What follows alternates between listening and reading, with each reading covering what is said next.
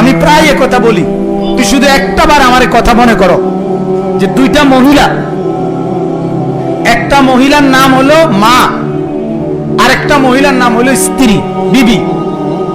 একই গঠন, একই অঙ্গ প্রত্যঙ্গ, কিন্তু একই পাশে দাঁড়ানো। আমি যখন মা এই মহিলার দিকে তাকাই, আমার দিলের অবস্থা হয় একরকম। আমার দিলের চাওয়া পাওয়া চাহিদা হয় কি, সাথে সাথে 1 মিনিটের মধ্যে বা চোখের পলকেই স্ত্রীর দিকে তাকাইলে আমার দিলের অবস্থা সেকেন্ডে বদলায়া হয় আরেক রকম। ঠিক কি না বলো? মার কাছে আমি যা চাই, বিবির কাছে আমি তা চাই না। বিবির কাছে আমি যা চাই, মার কাছে আমি তা। এই যে মিনিটের মধ্যে পলকে আমার দিলের বদলাই দিল, হালাত বদলাই দিল, এটা কে করলো? তো কত বড় নিয়ামত এটা, কত বড় নিয়ামত।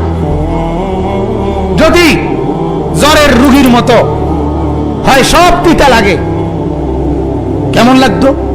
অর্থাৎ হয় সব মার মতো হয়ে গেল, অথবা সব বিবির মতো, তাহলে দুনিয়া কি থাকবে? মানুষের মধ্যে মনুষ্যত্ব থাকবে?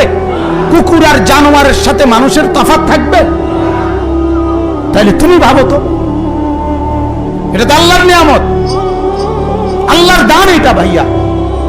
তোমার ভেতরে এই শাহওয়াত, এই প্রবৃত্তি আল্লাহ দিয়েছেন, এটাকে কেন গুনার কাজে ব্যয় করো? কেন ছবি দেখে দেখে যৌবন শেষ করছো?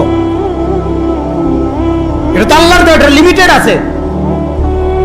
বয়সের যেমন লিমিট আছে, যৌবনের শক্তিরও তো একটা কি আছে, লিমিট আছে। দোস্ত, তুমি কেন এটাকে ভুল জায়গায়, গুনার জায়গায় ক্ষতি করছো? কেন